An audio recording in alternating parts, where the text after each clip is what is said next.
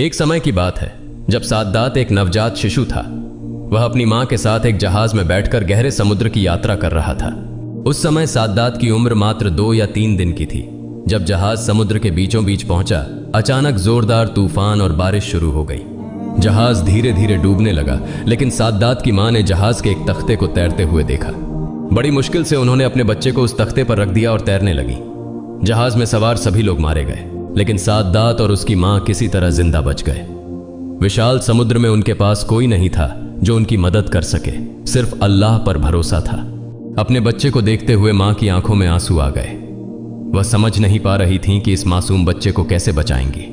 उनका दिल बेचैन हो गया था। तभी अल्लाह रब्बुल आलमीन ने फरिश्ता अजराइल को बुलाया और कहा, ऐ अजराइल, उस गहरे समुद्र में जाओ जहां मां और बच्चा जिंदा हैं। अब जाकर उस मां की जान निकाल लो। अजराइल फरिश्ता तुरंत समुद्र के बीच पहुंचा, जहां उसने देखा कि मां अपने बच्चे को प्यार कर रही थी और उसे दूध पिला रही थी। बच्चे को बचाने की हर संभव कोशिश कर रही थी। यह देखकर अजराइल को थोड़ा दुख हुआ। उसने सोचा, ऐ अल्लाह, अब इस मां की जान लेनी है, लेकिन इस बच्चे का क्या होगा। दर्द भरे दिल से अजराइल ने मां की जान ले ली और वहां से चला गया। अल्लाह के आदेश से समुद्र शांत हो गया और बच्चा धीरे धीरे तैरते हुए जंगल के किनारे पहुंच गया। बच्चा भूख के कारण रो रहा था। उस जंगल में एक बड़ा बाघ और बाघिन रहते थे। उनका भी बच्चा था, लेकिन उनके बच्चे मर गए थे। अल्लाह के आदेश से बाघ बच्चे के पास आया और उसे देखकर उसकी ममता जाग उठी। बाघिन ने बच्चे को दूध पिलाया और इस तरह एक दिन बीत गया। अगले दिन एक मछुआरा मछली पकड़ने के लिए उस जंगल के पास से गुजर रहा था। अचानक उसकी नजर उस बच्चे पर पड़ी। बच्चे को देखकर मछुआरे को बहुत दया आई। उसने कहा, हे अल्लाह, यह बच्चा कितना सुंदर है। नहीं जानता यह बच्चा किसका है और ऐसी जगह पर यह कैसे जीवित है जहां इसके पास खाने के लिए कुछ भी नहीं है। इन विचारों में खोए मछुआरे ने अंततः बच्चे को उठा लिया और उसे अपने कबीले के सरदार के पास ले गया। सरदार बच्चे को देखकर बहुत प्रभावित हुआ और उसने पूछा, यह बच्चा कहां से मिला? क्या तुम जानते हो कि इसके माता पिता कहां हैं? हमें इसे उसके माता पिता को लौटाना चाहिए। मछुआरे ने जवाब दिया, सरदार जी, मैं जब जंगल के पास से गुजर रहा था तब मैंने इसे एक पेड़ के नीचे रोते हुए पाया। इसके आसपास कोई नहीं था। मुझे लगता है कि इसके माता पिता अब इस दुनिया में नहीं रहे। इसे देखकर मुझे बहुत दया आई, इसलिए मैं इसे आपके पास लाया हूं। सरदार ने कहा, ठीक है, मेरे पास कोई बच्चा नहीं है। इस बच्चे की जिम्मेदारी अब मैं उठाऊंगा। आज से मैं इसे पालूंगा। इस तरह साद्दात बड़ा होने लगा। जब वह 8-9 साल का हुआ तो अन्य बच्चों के साथ खेलता। वह बहुत ही सुंदर और स्वस्थ था। उसकी मासूमियत सभी को आकर्षित करती थी। वह बेहद बहादुर और चालाक था। एक दिन वह मैदान में खेल रहा था। तभी अचानक उसने देखा कि कुछ सैनिक बगल की सड़क से गुजर रहे थे। यह देखकर सभी लोग डर के मारे भाग गए, लेकिन बच्चा साद्दात वहीं खड़ा रहा। उन सैनिकों में से एक की एक आंख अंधी थी। उसे पता था कि सुरमा अंधापन दूर करने में एक महान औषधि है, इसलिए वह जहां भी जाता सुरमा की तलाश करता। सड़क के किनारे से गुजरते समय उस अंधे सैनिक को एक सुंदर डिब्बा दिखाई दिया। जब उसने उसे उठाकर देखा तो वह सुरमे का डिब्बा था, जिससे वह बहुत खुश हुआ। सैनिक ने डिब्बा खोलकर सुरमा अपनी आंखों में लगाने का प्रयास किया। तभी एक और सैनिक ने कहा, आप सुरमा लगाने से पहले इसे जांच लीजिए, इसमें कोई हानिकारक तत्व हो सकता है। तब वह सैनिक बोला, इसे कैसे जांचें? तभी एक और सैनिक ने कहा, वहां देखो, वह बच्चा खड़ा है, उससे जांच करवाओ। तब उस सैनिक ने बच्चे से कहा, तुम यहां क्यों खड़े हो? इधर आओ। बच्चा बिना डरे आगे आया और बोला, आपने मुझे क्यों बुलाया? मैंने कुछ नहीं किया। सैनिक ने कहा, यह सुरमा अपनी आंखों में लगाओ। बच्चा बिना डरे सुरमा अपनी आंखों में लगाने लगा। सुरमा लगाते ही उसकी अंतरात्मा की आंखें खुल गईं। अब वह दुनिया की हर वस्तु को देख सकता था, यहां तक कि धरती के नीचे छिपा सोना, चांदी, हीरे और अन्य कीमती खजाने भी। वह बच्चा बहुत चालाक था। केवल चालाक ही नहीं बल्कि धोखेबाज भी था। उसने सोचा, यह सब इन्हें नहीं बताया जा सकता, मुझे कुछ और कहना होगा। उधर एक सैनिक बोला, तुम कुछ कह क्यों नहीं रहे हो? तुम्हें क्या हुआ? तभी बच्चा झूठी एक्टिंग करते हुए रोने लगा और बोला, सुरमा लगाने से मेरी आंखों में बहुत तेज दर्द हो रहा है। मेरी आंखें जल रही हैं। अब मैं क्या करूं? आपने मुझे क्या दिया? यह सुनकर एक सैनिक ने अंधे सैनिक से कहा, लगता है सुरमे में कोई मिलावट है, यह असली सुरमा नहीं है।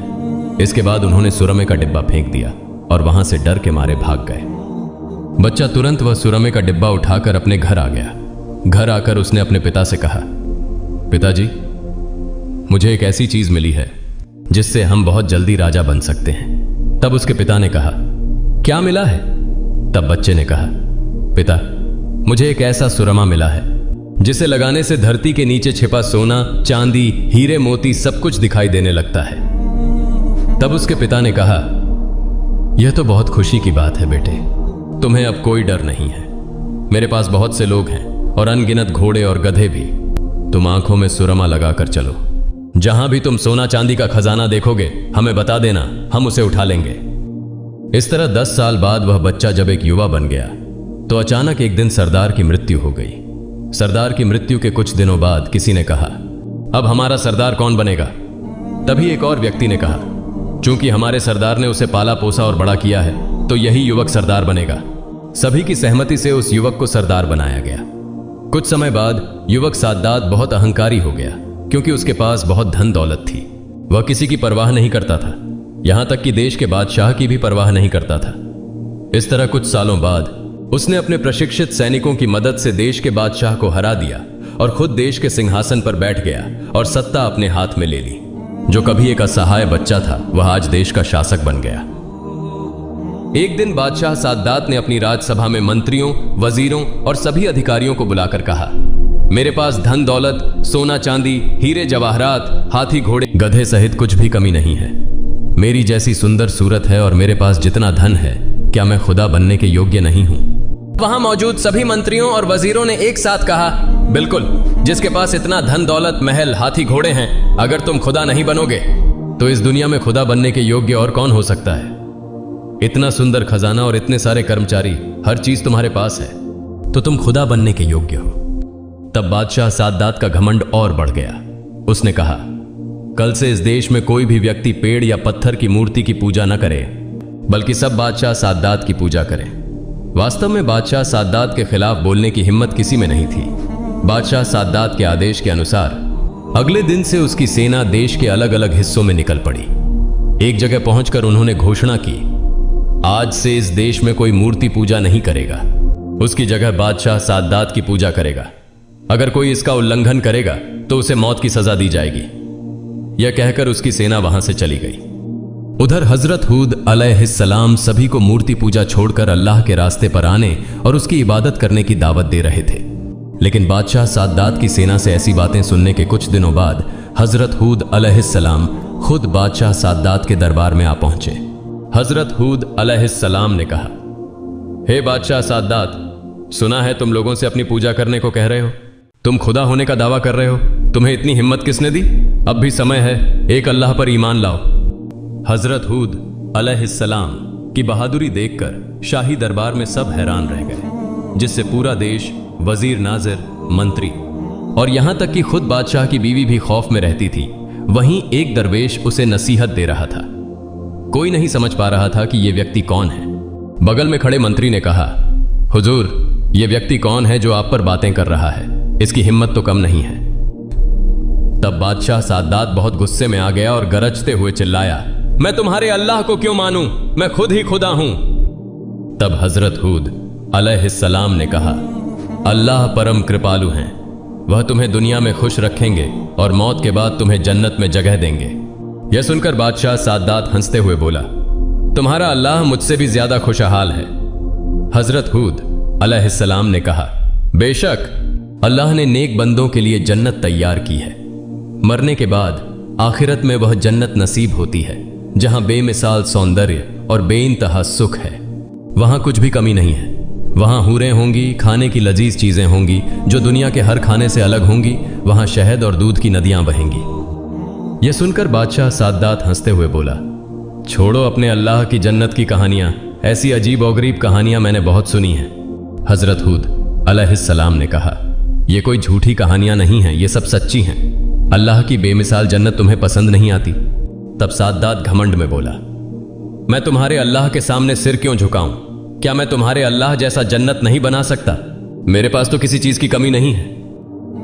हजरत हूद अलैहिस्सलाम ने कहा, बादशाह साद्दात, तुम्हारा दिमाग खराब हो गया है। नहीं तो तुम ऐसी बातें नहीं कहते। अल्लाह जो कर सकते हैं वह दुनिया का कोई इंसान कभी नहीं कर सकता। साद्दात ने घमंड से हंसते हुए कहा, मूर्ख लोग ऐसी बातें करते हैं, मैं यकीनन कर सकता हूं। मेरे पास दौलत आता रहता है। कर्मचारी, किसी चीज की कमी नहीं है। मैं तुम्हारे अल्लाह की तरह एक जन्नत बनाकर दिखाऊंगा। साद्दात की बातें सुनकर हजरत हूद अलैहिस्सलाम ने गुस्से से कहा, मूर्ख बादशाह, तुम्हारा यह बड़ा घमंड और यह दावा अल्लाह कतई बर्दाश्त नहीं करेगा। सद्दात उस समय बहुत गुस्से में आकर हजरत हूद अलैहिस्सलाम को वहां से निकाल दिया। कुछ दिनों बाद बादशाह सद्दात ने अपने सारे वजीर, नाजिर, मंत्री और कर्मचारियों को बुलाकर कहा, मैं इस दुनिया में एक स्वर्ग बनाने का संकल्प लिया हूं, इसलिए तुम लोग उपयुक्त स्थान की तलाश करो। हुक्म मिलते ही पूरे देश की सेना जगह की खोज में निकल पड़ी। काफी खोजबीन के बाद एक जगह सभी को पसंद आई। यह खबर देने के लिए वे सभी जल्दी से राज दरबार में पहुंचे। सद्दात का मुख्य सलाहकार बादशाह से बोला, हुजूर, स्वर्ग बनाने के लिए सबसे सुंदर और उपयुक्त स्थान मिल गया है। सद्दात बादशाह ने पूछा, कौन सी जगह है, उसका विवरण दो। तब मुख्य सलाहकार ने कहा, यह स्थान लंबाई में 8000 मील और चौड़ाई में 5000 मील है। यह सुनकर बादशाह सद्दात बहुत खुश हो गए और तुरंत घोषणा की, इस देश में कोई भी अपने घर में सोना या चांदी नहीं रखेगा, सभी को राज दरबार में जमा करवा देना होगा। हुक्म के अनुसार अगले दिन से सद्दात की सेना देश के हर कोने में हर घर की तलाशी लेने लगी। जिसके घर में सोना, चांदी या हीरा पाया जाता वे उसे उठा लेते। इस प्रकार सद्दात की सेना आम लोगों पर अत्याचार करने लगी। देश में अन्याय और अत्याचार बढ़ने लगे। एक दिन बादशाह ने अपने मंत्री से पूछा, मंत्री, स्वर्ग बनाने का काम कितना आगे बढ़ा? मंत्री ने कहा, हुजूर, दुनिया के विभिन्न कोनों से जितनी भी कीमती चीजें थीं, सोना, हीरा, माणिक, मोती, याकूत, संगमरमर, सब इकट्ठा कर लिया गया है। इसी तरह दुनिया भर से लाखों कुशल कारीगर और मजदूर स्वर्ग बनाने के लिए आने लगे। बादशाह सद्दात ने उन्हें आदेश दिया, तुम स्वर्ग में ऐसी शानदार इमारतें बनाओगे जिनकी एक ईंट सोने की होगी और दूसरी चांदी की। दिन रात मेहनत करके 300 साल में स्वर्ग तैयार किया गया। कई इतिहासकारों के अनुसार वह अद्भुत और अद्वितीय रूप से सुंदर था। हर दिशा में नजर डालने पर बस सौंदर्य ही दिखाई देता था। वहां शाही महल के चारों ओर सफेद संगमरमर की अनगिनत कारीगरी की गई थी। बगीचों में सोने चांदी के पेड़ लगे थे, जिनकी पत्तियां और फल कीमती पत्थरों से बने थे। वहां से एक खुशबूदार झरना बहता था, जिसमें पानी गुलाब की तरह महकता था। आखिरकार एक दिन बादशाह सद्दात अपने पूरे लाव लश्कर के साथ उस स्वर्ग में प्रवेश करने के लिए निकल पड़ा। जब वह स्वर्ग के दरवाजे के पास पहुंचा, तभी अल्लाह ताला ने हजरत अजराइल फरिश्ते को हुक्म दिया, जाओ और बादशाह सद्दात की रूह कब्ज कर लो।